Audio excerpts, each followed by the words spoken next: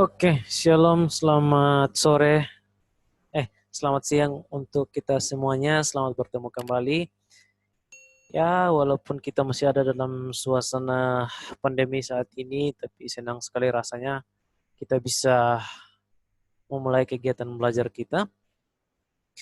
Oke, untuk mengawali proses belajar kita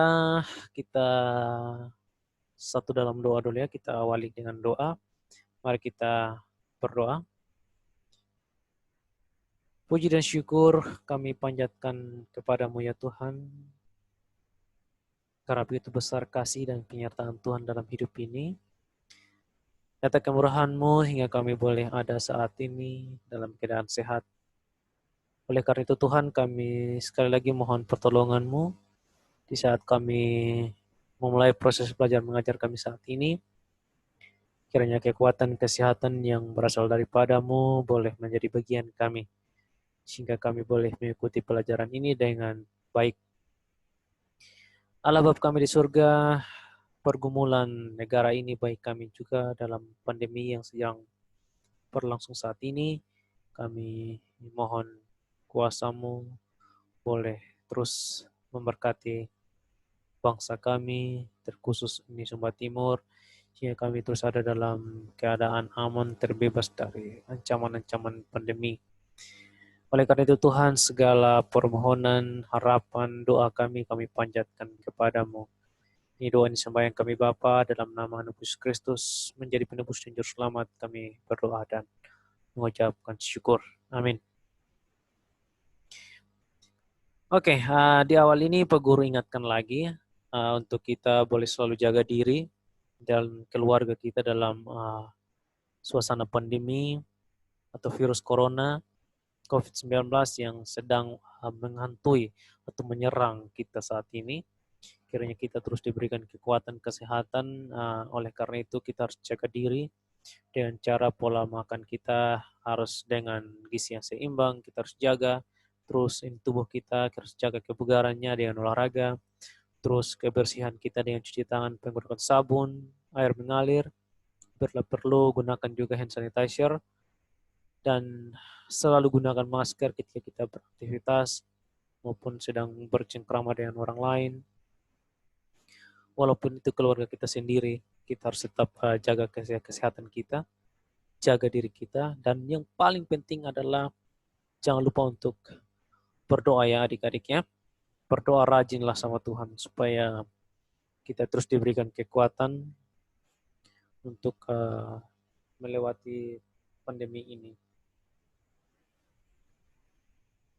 Oke, untuk itu Pak Guru ucapkan selamat datang di kelas yang baru yaitu kelas 6, dan di kelas 6 ini adik-adik bertemu dengan Pak Guru ya dalam mata pelajaran TIK atau Teknologi Informasi dan Komputer. Perkenalkan, nama Pak Guru Reinhardt, biasa dikenal di sekolah itu dengan sebutan Pak Rian. Pak Guru dipercayakan untuk mengajar mata pelajaran TIK atau Teknologi Informasi dan Komputer untuk kelas 6. Oke, sampai sini perkenalan kita lanjut di dalam ayat hafalan kita. Ayat hafalan minggu ini adalah Ibrani 11 ayat 1 yang bunyinya seperti ini ya. Kita akan baca bersama-sama. Pak Guru hitung 1 sampai 3, nanti kita mulai membacanya sama-sama. Oke. 1, 2, 3. Ibrani 11 ayat 1. Iman adalah dasar dari segala sesuatu yang kita harapkan dan bukti dari segala sesuatu yang kita lihat. Sekali lagi, Ibrani 11 ayat 1. Iman adalah dasar dari segala sesuatu yang kita harapkan dan bukti dari segala sesuatu yang kita lihat. Oke, kita masuk dalam pelajaran yaitu TIK.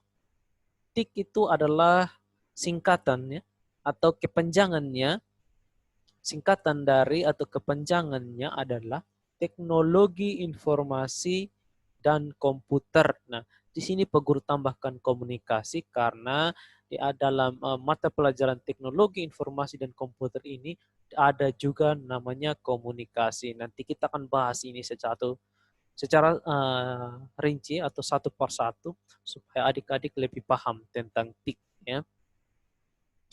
Oke, apa itu TIK? Ya, kita lihat. Ya, TIK menurut Kementerian Riset dan Teknologi adalah semua teknologi yang berhubungan atau semua alat teknologi yang saling berhubungan ya dengan pengambilan informasi, pengumpulan, pengolahan, penyimpanan, penyebaran, dan juga penyajian informasi. Jadi semua teknologi yang saling berhubungan dalam proses ini ya, mulai dari pengambilan, pengumpulan, pengolahan, penyimpanan, penyebaran, dan juga penyajian informasi. Nah, kalau kita di dunia pendidikan saat ini ya informasi itu dalam bentuk materi pelajaran kita. Ya. Jadi, untuk menjadi sebuah materi pelajaran yang kita bisa pahami oleh manusia, oleh adik-adik semuanya, maka dibutuhkanlah yang namanya teknologi informasi dan komputer untuk bisa mengolah data-data ini menjadi sebuah materi yang adik-adik bisa pahami dengan baik. Jadi secara sederhananya, Pak Guru bisa katakan bahwa TIK adalah alat atau sarana yang berguna untuk meningkatkan atau menunjang ya dalam melaksanakan tugas secara efisien di bidang informasi dan komunikasi untuk membuat kehidupan ini lebih baik atau membuat informasi itu dalam menunjang kehidupan kita lebih baik ya seperti itu. Kita lanjut lagi.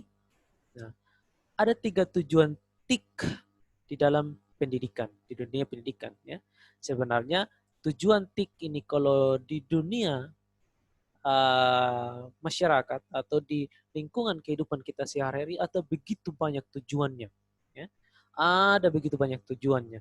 Namun Pak Guru ambil 3 tujuan ini yang bisa kita pelajari di dunia pendidikan atau di sekolah ya, yang menunjang proses belajar mengajar kita di sekolah. Yang pertama itu TIK dapat membuat siswa dapat membantu siswa dalam memecahkan suatu masalah pembelajaran. Nah, contohnya gini.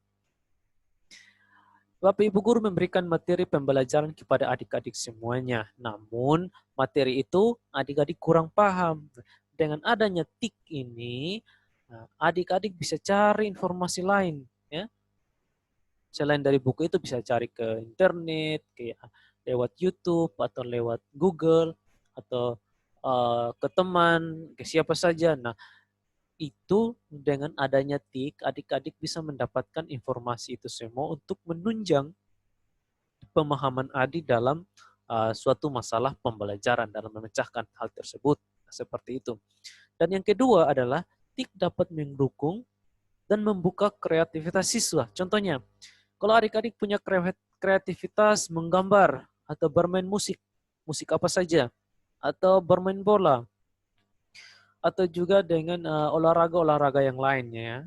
Nah, dengan adanya TIK ini, adik-adik bisa membuat kreativitas adik-adik itu bisa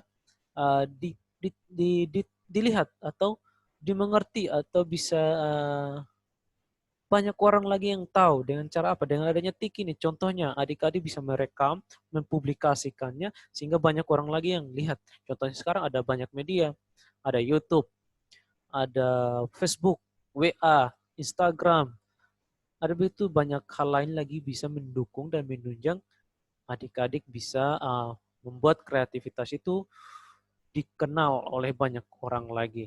Seperti itu.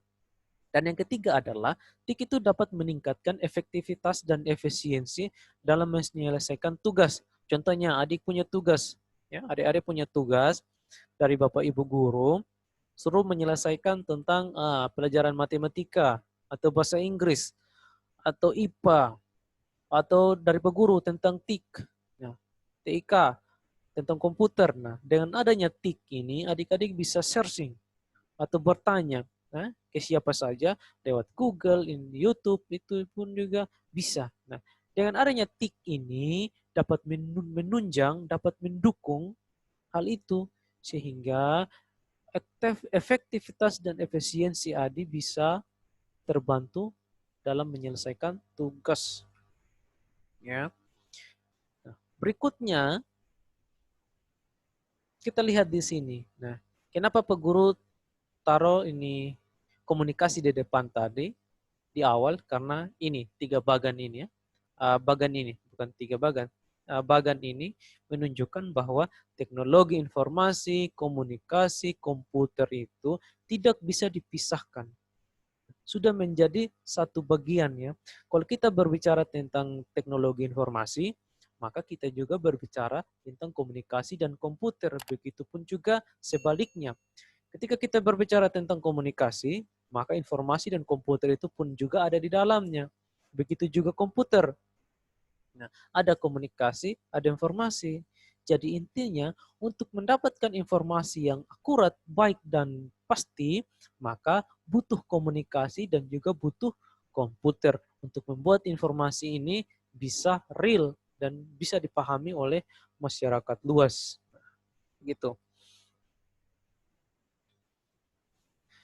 Lalu yang berikutnya adalah, oke, kita masuk dalam teknologi informasi. Nah, adik-adik ya, Pak Guru ingatkan lagi bahwa di pertemuan kita kali ini kita akan membahas yang namanya teknologi informasi. Pertemuan kita yang berikutnya Pak Guru akan bahas tentang teknologi komunikasi. Nah, begitupun juga selanjutnya kita akan bahas tentang teknologi komputer. Nah, Pak Guru akan bahas satu persatu supaya adik-adik bisa lebih paham lagi tentang TIK itu sendiri. Ya, oke, kita masuk dalam materi teknologi informasi.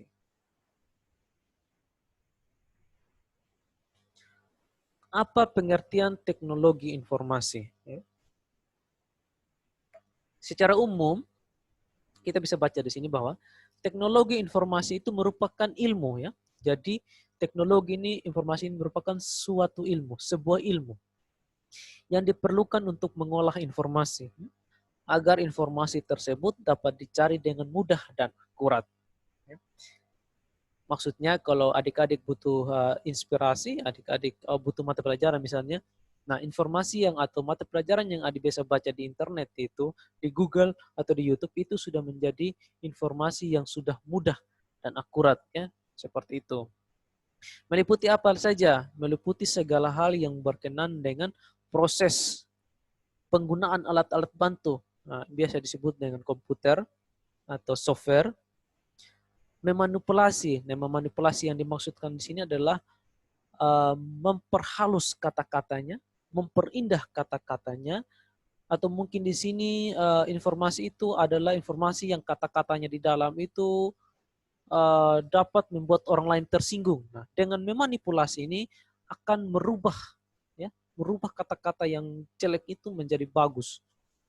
Yang tidak masuk dalam KBBI atau Kamus Besar Bahasa Indonesia nanti di situ akan dirubah, diolah ya, dipilah yang tidak bagus yang mana, yang bagus di mana. Nah, disitulah proses manipulasi. Nah, dan yang berikutnya adalah dan mengolahnya ya, ini dan mengolahnya menjadi informasi yang efisien dan efektivitas atau menjadi sebuah informasi yang berkualitas. Nah, secara sederhananya pula, Pak Guru di sini katakan bahwa teknologi informasi yaitu apa saja atau apapun atau segala sesuatu yang ada di sekitar kita, di kehidupan kita, baik itu di rumah, di mana saja, itu yang bermanfaat, ya, yang bermanfaat untuk mengubah, membantu, mengkomunikasikan, dan menyimpan dan menyebarkan sebuah informasi. Jadi itu semua itu adalah teknologi informasi, ya. Mau itu dapat membantu orang, siapa saja, adik-adik, bapak mama, opa oma, atau siapa saja. Nah, kalau itu bisa menolong kita semua, maka itu semua adalah teknologi informasi yang dapat menunjang kehidupan kita atau keseharian kita. Lalu apa saja yang tergolong dalam teknologi informasi tersebut? Kita lihat di sini ada bagan yang Pak Guru sudah contohkan ya. Ini contohnya. Ada beberapa yang Pak Guru tampilkan.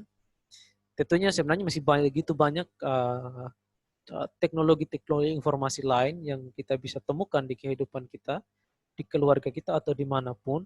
Yang pertama itu Pak Guru tampilkan komputer, tablet, ada laptop, notebook, internet, email, kamera, televisi, ada radio, koran, majalah, surat pos, buku, ada kalkulator, cash register, flash disk, MP4, MP3, banner, pamflet, baliho, poster, baik YouTube maupun Google. Ya.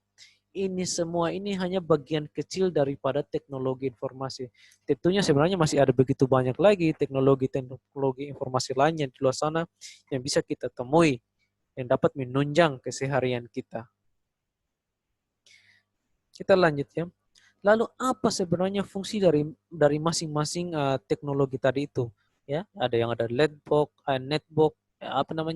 laptop, notebook, ada kalkulator, ada email, ada internet dan segala macam itu. Apa sebenarnya fungsi dari mereka?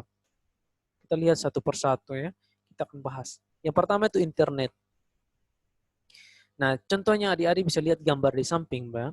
Dengan adanya internet, maka dunia ini ada di dalam genggaman manusia. Apa saja yang manusia butuhkan, yang perlu dicari, yang itu, maka gampang untuk kita temukan. Karena dengan adanya internet ini, maka internet ini menjadi sebuah alat, sebuah teknologi informasi yang dapat memberikan informasi apa saja kepada kita.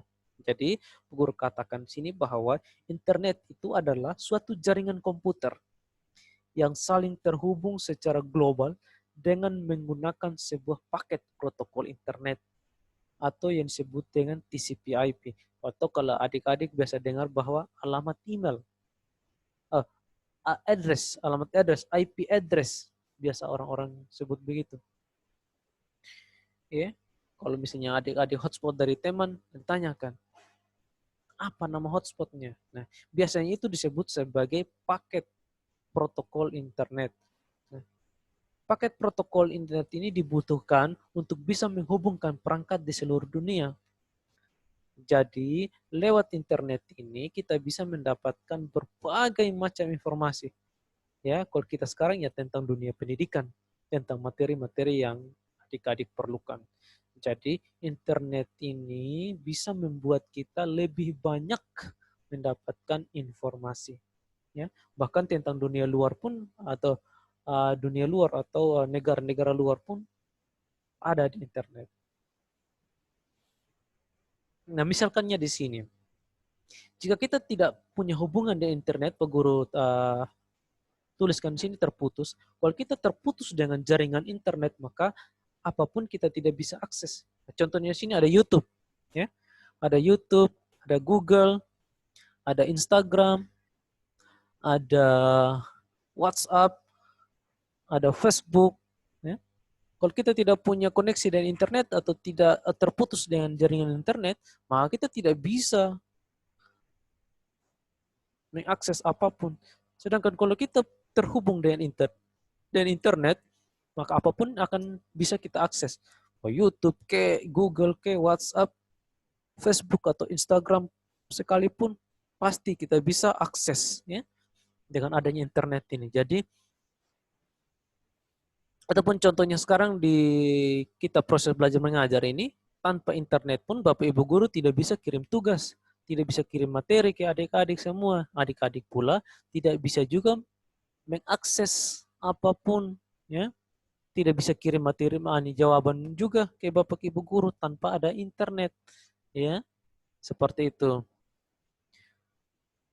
Nah, yang berikutnya kalkulator dan juga cash register. Nah, kalkulator dan cash register ini punya fungsi yang sama.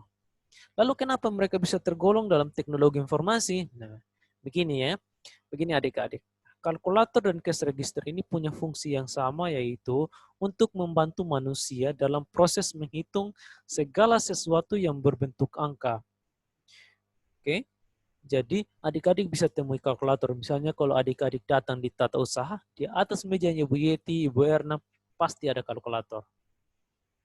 Sedangkan cash register biasa adik-adik temui kalau ke Nusantara, Kimart, Seven Mart, atau di Mantika di atas, Mantika Mart, itu pasti ada cash register di sana. Ya. Jadi itu fungsinya memberikan informasi kepada manusia dalam bentuk angka.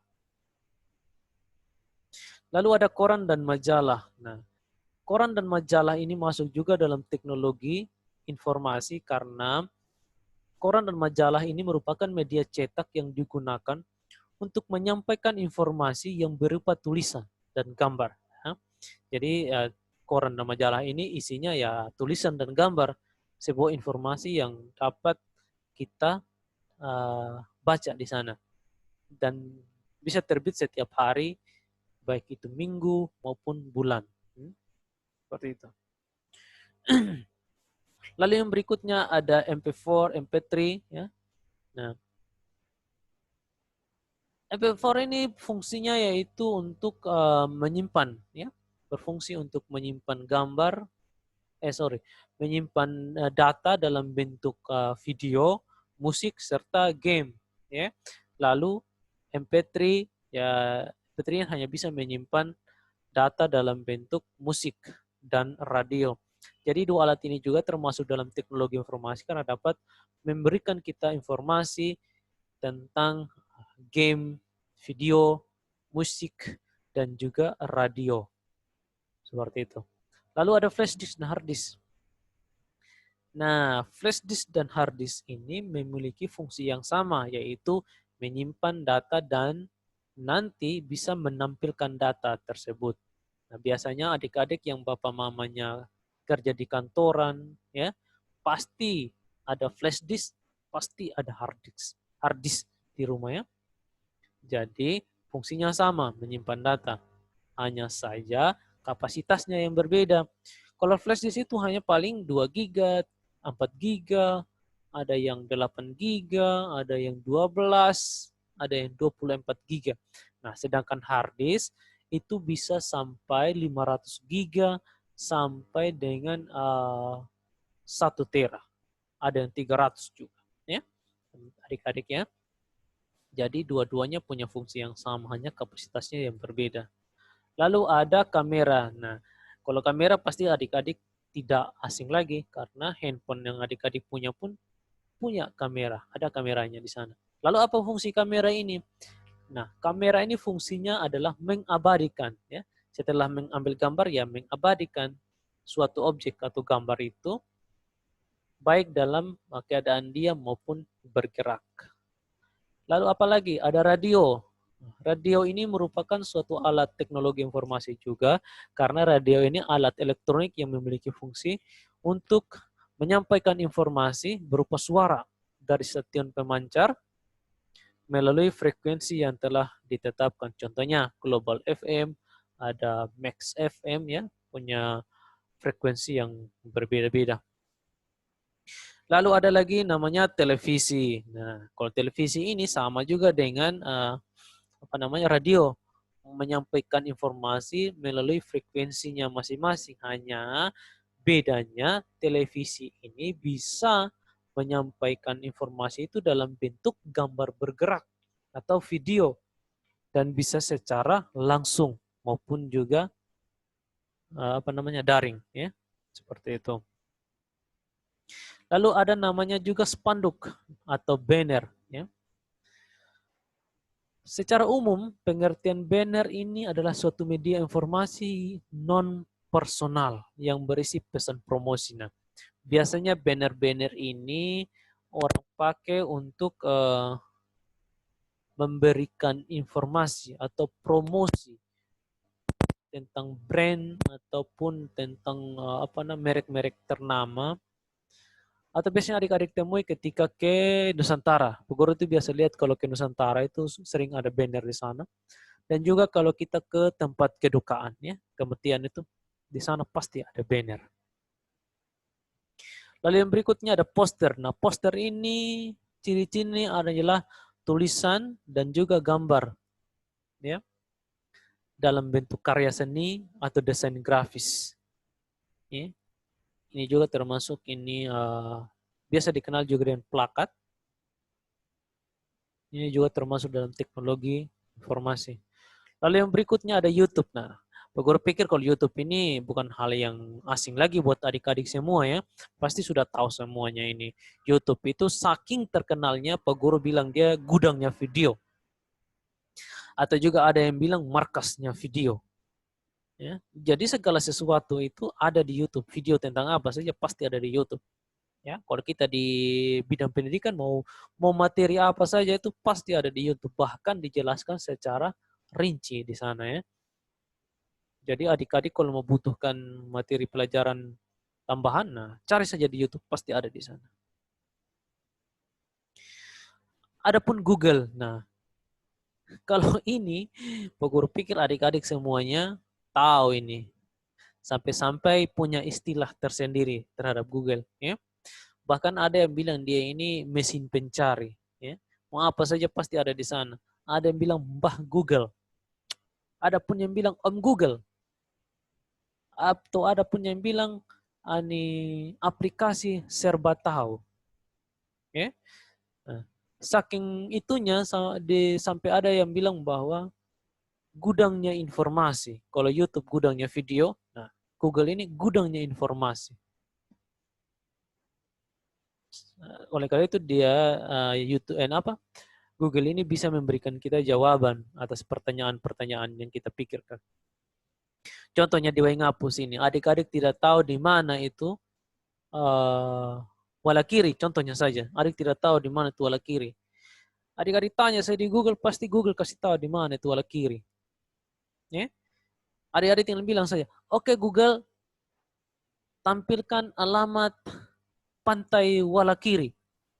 Pasti Google kasih tunjuk itu rute sampai di Wallakiri itu pasti rincinya tahu itu. Atau sekarang yang lagi viral ini adalah patung Tuhan Yesus ya, di Sumba Barat. Adik-adik ini cari sih di Google, tampilkan rute perjalanan Sumba Barat patung Tuhan Yesus.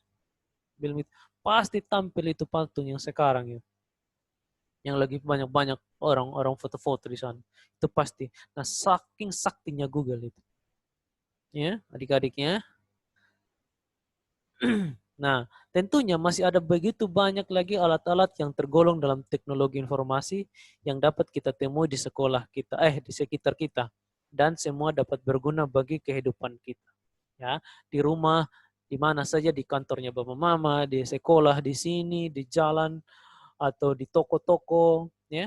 Pasti ada begitu banyak yang namanya teknologi informasi atau alat-alat yang tergolong dalam teknologi informasi. Silakan adik-adik cari, ya, apa saja itu, dan suatu saat nanti Pak Guru akan tanyakan yang adik-adik cari dan di-sharingkan nanti ya tentang teknologi informasi ini ya.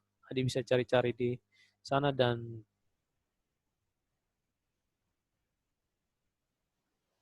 ya, dengan adanya teknologi informasi ini di dalam kehidupan kita ya, maka sangat mudah bagi kita untuk bisa mengikuti perkembangan zaman saat ini.